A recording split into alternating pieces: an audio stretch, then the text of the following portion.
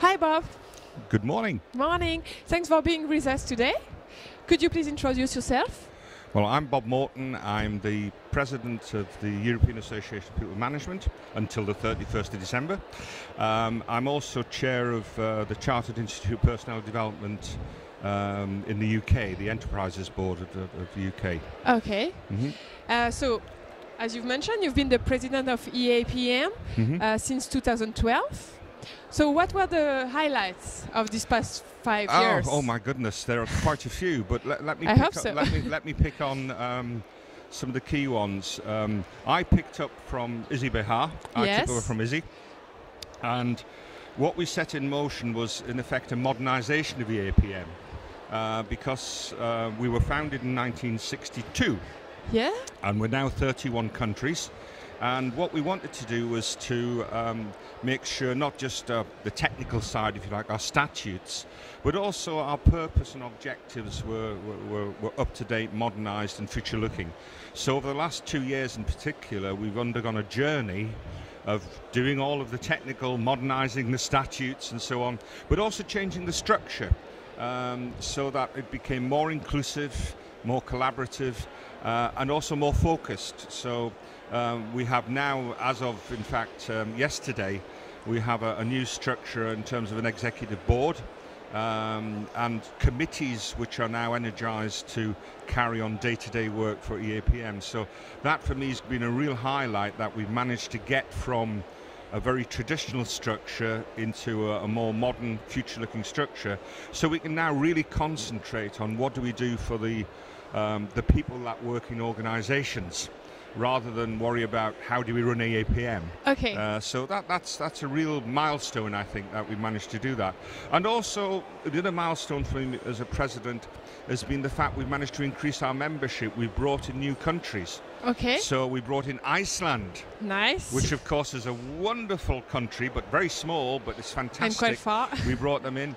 And very recently, in fact, just over the last few weeks, Belgium have managed to, let's say, resolve their different structures because they had different organisations, and of course historically Belgium has had the Flemish and the Walloons, but they've made a fantastic job of coming together, and they're now full members of EAPM.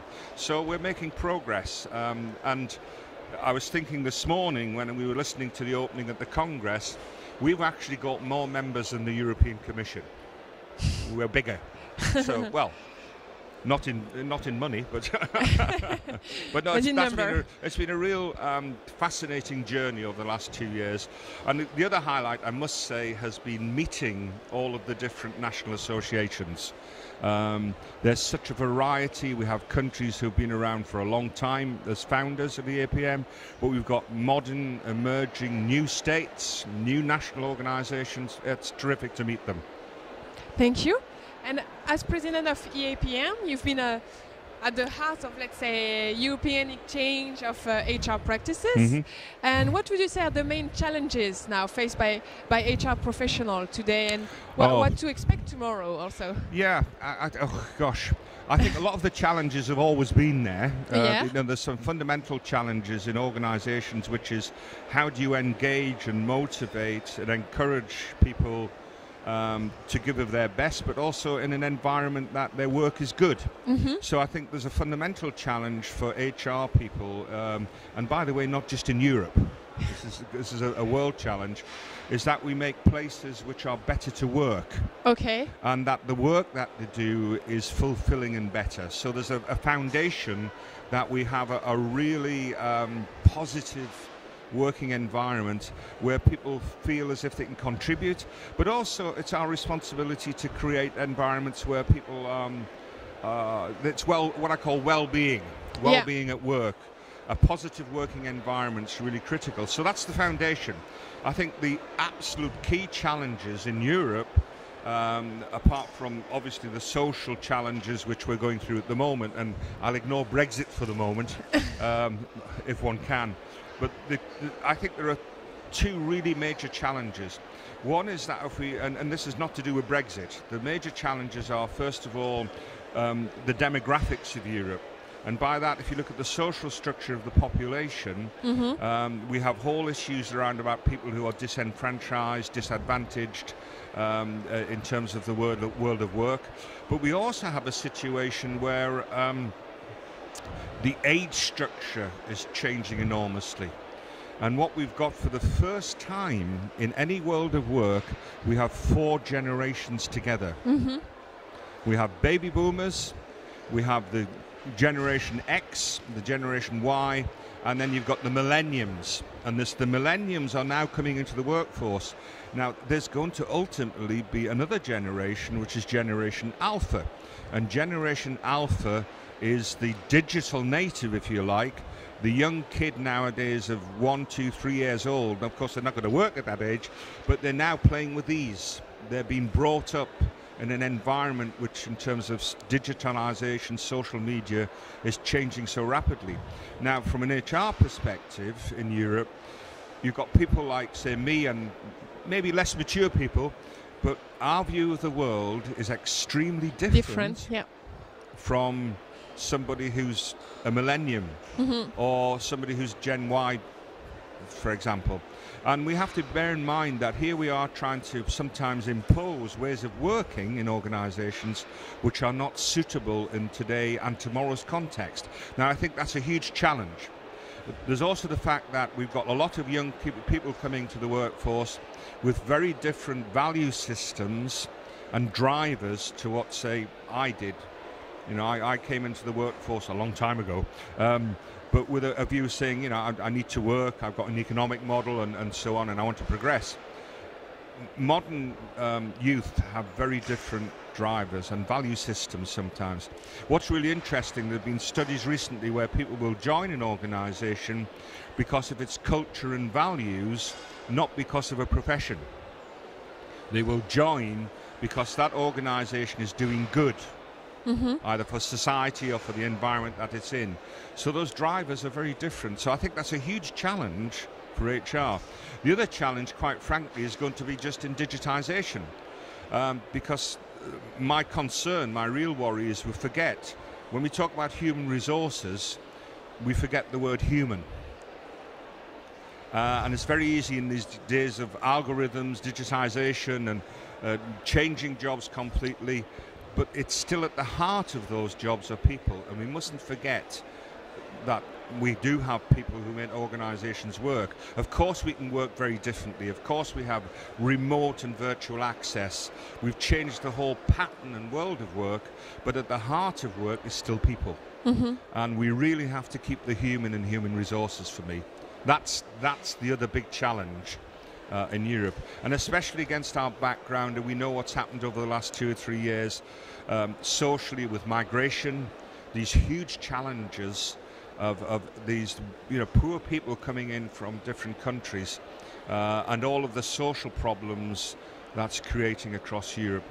I guess there's a third pillar when I think about it, and one is that we do really have to think about the skills for the future and develop skills. And I think in Europe we don't do anywhere near enough, including my own country in the UK. Our building of skills is actually quite poor. And human resources in their organizations and in whether it be government, whether it be in not-for-profit, whether it be in commercial, we really have to push the skills agenda, I think. Okay. And so you talk about the importance of human and the well-being at work, right? And one of the subject matters being discussed here at the 20th EAPM Congress is job quality and working life. And in Europe, but and what is good work for you, basically, and what would be the level of action to improve job quality? I think there's a number of I don't think there's a simple answer to this. I'll try and give you my answer. And it's the fundamental thing for me is that to put people or have people in jobs which they actually enjoy doing. You know, one of the fundamental things is if you're in an environment, a job where you enjoy the actual work content, it's something that energizes you. You know, it's rather like you're interviewing me, and I guess you like doing that, yeah? Sure. And so when you like doing it, wow, I feel pretty good. Yeah.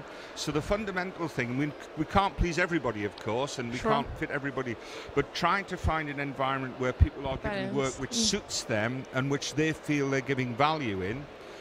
Then there's the whole issue around about how much freedom do you give people. There's a direct link, psychologically, between the amount of freedom you give somebody in their work to the level of their satisfaction with that work and their level of engagement. The more you try and control people, the less they're likely to enjoy work, the more likely they're to be stressed and create anxiety. And of course, we're in this modern world where everything's so fast, it's rapid. You know, the world is full of stresses and anxieties, whether it be financial and social and so on. But trying to create a work environment where people are in, first of all, roles which suit them and they like, you give them some freedom to actually even make decisions and choose what they're doing, obviously within a framework. They're two of the fundamentals. Then there's the thing around about what sort of policies and practices do you have in your organization.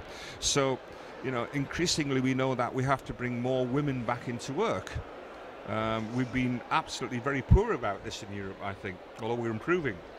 So instead of having these traditional models of work in terms of working hours and so on, what flexibility do we give to people? How do we ensure that, for example, women returners coming back into work after having children and so on don't lose out on their careers and they don't lose out on their, frankly, their pay? So we have true equality in terms of that. So there are a lot of things in terms of practice we have to be smarter about. And it's not just about, you know, giving flexi time or whatever, but it's really understanding what it is that's going to make things work for people. And, you know, I think for me, it's having work environments. For example, I've seen some wonderful examples in Europe, you know, where people have nursery systems or creches. We were in Estonia last year for an exchange meeting, and we went to a software company called Estonia is the digital capital, I think, of Europe. It's marvelous. But we went in and we met their happiness officer. Yeah? Yeah. They don't have an HR manager, they've got a happiness officer. And wow, the stuff they were doing. And it was about the style of the work, how they were engaging people, community in the workplace, allowing people, their kids to come in. And so, you know, if a kid wasn't too well or the childcare wasn't available, they brought their kid to work. I mean, fantastic flexibility. So I think that's one of the things when you start looking at what sort of environment do you create, and a positive working environment so people have this thing of better work, better working lives, and actually it's the betterment of society, I think. So a lot to do still, but that's what my belief is. It's up to us to help create those environments and reduce. I mean, there's enough stress in our lives. Yeah? There's huge amounts of stress, and you know, in a work environment, we should really. I'm not saying we cope with everybody because we're all different individuals, but we should be making life a bit easier in that sense. I think it's the perfect conclusion. Right? Thank you very much for your participation. Oh, you're very welcome. And have a good time. I am doing all right. Listen, I'm in Paris. What else can I do? Perfect. Thank you. Thank you. Thank you.